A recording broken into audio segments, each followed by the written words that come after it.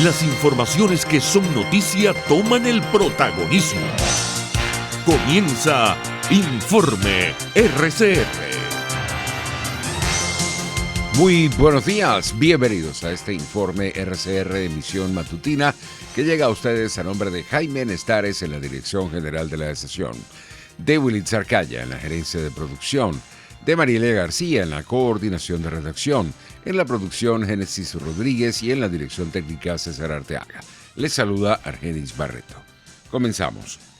Como un error histórico, calificó el presidente de la Academia Nacional de Medicina, Enrique López Loyo, la priorización de los sectores a ser vacunados en una primera fase por el régimen de Nicolás Maduro contra el coronavirus. El galeno saludó el inicio del proceso de inmunización en el país, pero lamentó que no exista un verdadero plan de vacunación contra el COVID-19 en el país. 30 millones de dosis para tener una cobertura significativa en una población que puede estar por encima de los 16 años, que incluiría unos 3.5 millones de personas en los componentes de vulnerabilidad que tienen que ver con mayores de 60 a 65 años y los trabajadores sanitarios, etcétera. Sin embargo, bueno, vemos con buenos ojos que se haya iniciado, pero nos preocupa el hecho de que no se esté dirigiendo de manera prioritaria a los grupos que establece la Organización Mundial de la Salud. El gobierno ha anunciado hoy, digamos, un esquema de distribución de la vacuna conveniente para su grupo político. Nosotros respetamos eso, pero no es el deber ser.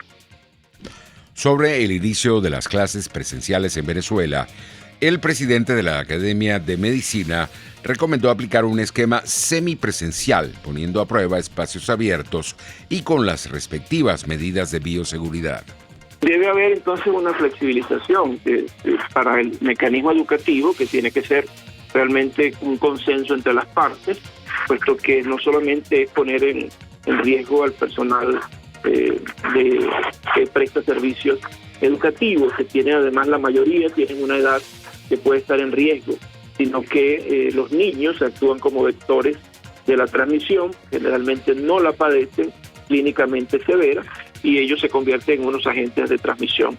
Nosotros hemos recomendado que las veces que nos ha llamado la Universidad Central de Venezuela, ya para principios de este año, que evaluando las condiciones de la circulación de la pandemia, se podría estudiar unas clases semipresenciales, probando espacios abiertos, generando un distanciamiento que pueda manejarse y con las medidas de bioseguridad. Entre tanto, el director de emergencias de la Organización Panamericana de la Salud, Ciro Ugarte, confirmó que la primera reunión en Venezuela de la Mesa Nacional para el Acceso al Fondo Global de Vacunas COVAX estableció las bases para la búsqueda de los recursos necesarios para el pago de un adelanto de $18 millones con el fin de adquirir biológicos contra el coronavirus a través de este mecanismo. ¿Cuánto es lo que necesita pagar? Es un adelanto inicial de $18 millones, que es lo que se necesita para poder asegurar las vacunas. El número de vacunas que recibiría inmediatamente depende de la disponibilidad y también de los avances que existan dentro de Venezuela en todos los aspectos para poder implementar la vacunación. Esto incluye una serie de aspectos legales, operacionales, pero también logísticos y de entrenamiento de personal y de cadena de frío, etc. En ese sentido, la OPS y UNICEF están trabajando conjuntamente con todos estos actores para acelerar los procesos y una vez que se haga el primer pago, Venezuela pueda recibir vacunas del mecanismo COVAX lo más pronto posible y pueda implementar la vacunación de acuerdo al plan de vacunación. En otro orden de ideas, tenemos que el gobierno colombiano aseguró este miércoles que el régimen de Nicolás Maduro es indiferente y cruel frente a la crisis que viven millones de venezolanos y defendió las medidas adoptadas por Colombia para proteger a migrantes de Venezuela. A partir de su discurso, el régimen ilegítimo y criminal de Nicolás Maduro reafirma su actitud indiferente y cruel frente a la grave realidad humanitaria, económica, política y social que padece la población venezolana, dijo la Cancillería colombiana en un comunicado. Maduro dijo este miércoles en Caracas que en Venezuela hay 6 millones de colombianos migrantes y nunca han necesitado un tratado provisional de protección. Nunca han necesitado ninguna payasería que Duque está intentando para lavarse la cara ante la comunidad internacional. En la frontera entre México y Estados Unidos, una mujer venezolana murió al intentar cruzar las gélidas aguas del río Bravo a la altura de Piedras Negras en el estado de Coahuila. Su intención era llegar a Texas, tal y como lo confirmó el Instituto Nacional de Migración mexicano este miércoles. El organismo indicó en un comunicado que la migrante se adentró en el río con otras 3 personas, 2 de las cuales lograron cruzar y fueron detenidas por la patrulla fronteriza de Estados Unidos. La cuarta pudo regresar a suelo mexicano y fue atendida por hipotermia. El instituto agregó que la mujer fallecida quedó atrapada en la corriente de agua a 1 grado bajo cero. Entre tanto, la ministra de Relaciones Interiores, Justicia y Paz del régimen, Carmen Meléndez, aseguró este miércoles que estos carnavales fueron un éxito en el país y garantizó que se cumplieron las normas de bioseguridad. La funcionaria indicó que el estado más visitado fue La Guaira, con 480.344 personas en todas sus playas. Estuvimos por allá el día sábado y la gente estaba disfrutando en familia, aseguró. Videos publicados en redes sociales evidenciaron la masiva presencia de temporadistas sin tapabocas en las playas de Vargas el fin de semana de carnaval. Por su parte, en un recorrido por La Guaira, la diputada de la Comisión de Ambiente de la Asamblea Nacional, electa legítimamente en 2015, María Gabriela Hernández, llamó este miércoles a los ciudadanos a perder el miedo y tener conciencia que los demócratas son mayoría en Venezuela. Se exprimen, nos estrangulan el estómago y la conciencia y pretenden que cedamos ante el miedo, ante la vergüenza. Pues no, aquí venezolanos, como los varguenses que fueron a Maturín y se regresaron nuevamente a su tierra, los venezolanos tenemos que perder el miedo. Tener conciencia de que somos una mayoría de demócratas que amamos la libertad y que amamos esta tierra. Y que junto a las fuerzas de la naturaleza podemos nosotros, con nuestra fuerza como seres humanos y como ciudadanos, derrotar el oprobio, la tiranía, la dictadura, la maldad y la muerte que personifica hoy Nicolás Maduro y todo su combo.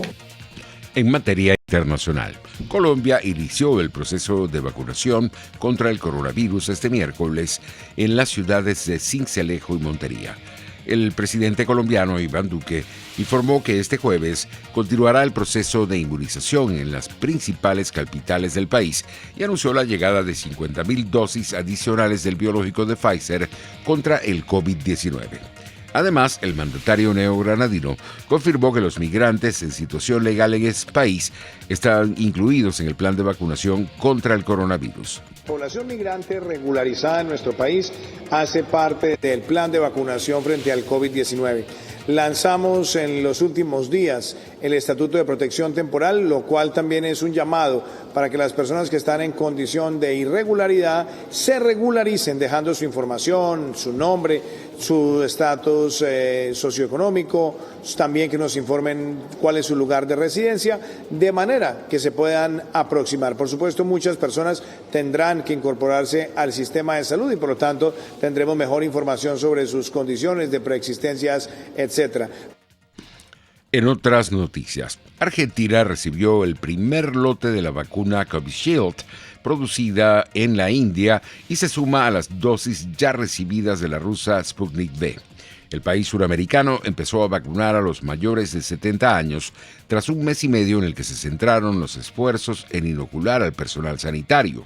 Esta madrugada arribaron al aeropuerto internacional de la localidad bonaerense de Ezeiza las primeras 580.000 dosis del biológico elaborado por el Instituto Serum de la India, gracias a la transferencia de tecnología de AstraZeneca y la Universidad de Oxford.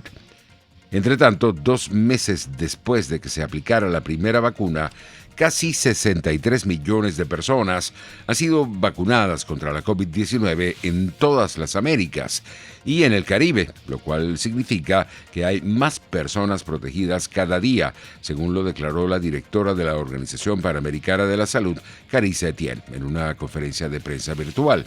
Además, la funcionaria confirmó que en la última semana más de 1.2 millones de personas se infectaron en América con COVID-19 y 39,000 fallecieron a causa del virus.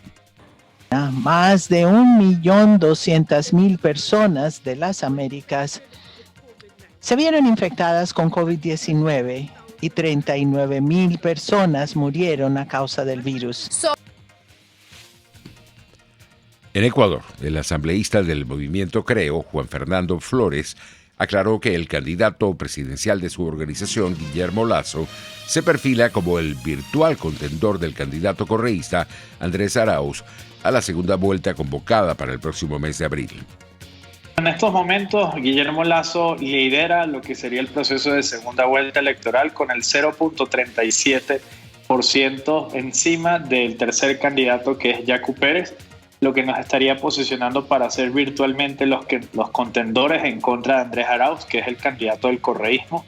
Solo faltan 17 actas que tienen actualmente novedades por conocerse, resolverse y tras realizar el recuento electoral ya poder proclamarse la segunda vuelta electoral con los candidatos. Estas actas corresponden justamente a la circunscripción de Estados Unidos y Canadá. Por temas de tiempo, o sea, por temas de clima, no han podido salir de Estados Unidos. Las 17 son justamente de esta circunscripción y esperamos que entre el día de mañana y el día viernes ya puedan estar en territorio ecuatoriano para que se realice el recuento que tenemos desde el día 9 de febrero, pasadas las elecciones, y que con ello ya el Consejo Nacional Electoral este mismo fin de semana pueda proclamar resultados donde estaría dando Andrés Arauz y Guillermo Lasso como los candidatos y contendores para la segunda vuelta electoral del próximo 11 de abril. Por su parte, el aspirante del movimiento indígena Pachakutik, Yacu Pérez, exigió al Consejo Nacional Electoral de Ecuador honrar el acuerdo de recuento de votos de la primera vuelta de los comicios presidenciales y adelantó que no piensa apoyar al candidato de centro derecha, Guillermo Lasso, si pasa a la segunda vuelta. Queda en manos del CNE, de quienes nos están haciendo la trampa, de quienes están haciendo el fraude institucional al proceso electoral. Ustedes serán los responsables y estarán arrepentidos cuando venga la Asamblea Constituyente, cuando venga Correa y cuando pretenda quedarse acá de manera indefinida. Serán ustedes los causantes de esto. Nosotros, desde la resistencia social, desde la lucha social, desde las fuerzas organizativas, seguiremos. Somos la tercera línea. Somos la alternativa. En materia económica, las acciones chinas subieron este jueves durante la primera sesión de negociación después de la semana de vacaciones del Año Nuevo Lunar, en medio de un renovado optimismo por una aceleración del crecimiento global, pero otros mercados asiáticos se vieron afectados por la toma de ganancias. El índice más amplio de acciones de Asia-Pacífico fuera de Japón cayó un 0,15%, pero aún se acercó a un máximo histórico. El índice Shanghai más 0,55% durante el inicio de la jornada, mientras que el Nikkei retrocedía 0,19%. Los precios internacionales del petróleo recuperaban terreno en horas de la mañana. El WTI de referencia en Estados Unidos se ubicaba en $61.70 el barril, mientras el Brent de referencia en Europa se cotizaba en $65.21. Pasamos a la materia deportiva. La estadounidense Serena Williams, número 10 del ranking mundial, no pudo contener las lágrimas y abandonó una escueta rueda de prensa posterior a su derrota en semifinales del Abierto de Australia ante la japonesa Naomi Osaka, número 3 de la clasificación. Ya he acabado por hoy, comentó antes de desmoronarse al ver frustrado su intento de conseguir el 24º título de Grand Slam que necesitaba para igualar el récord de la australiana Margaret Court.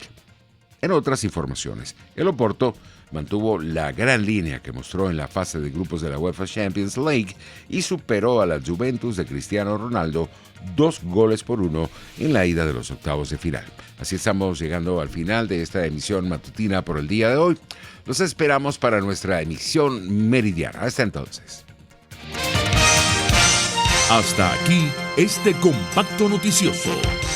Manténgase en nuestra sintonía, porque estaremos informándole de la noticia al momento de producirse.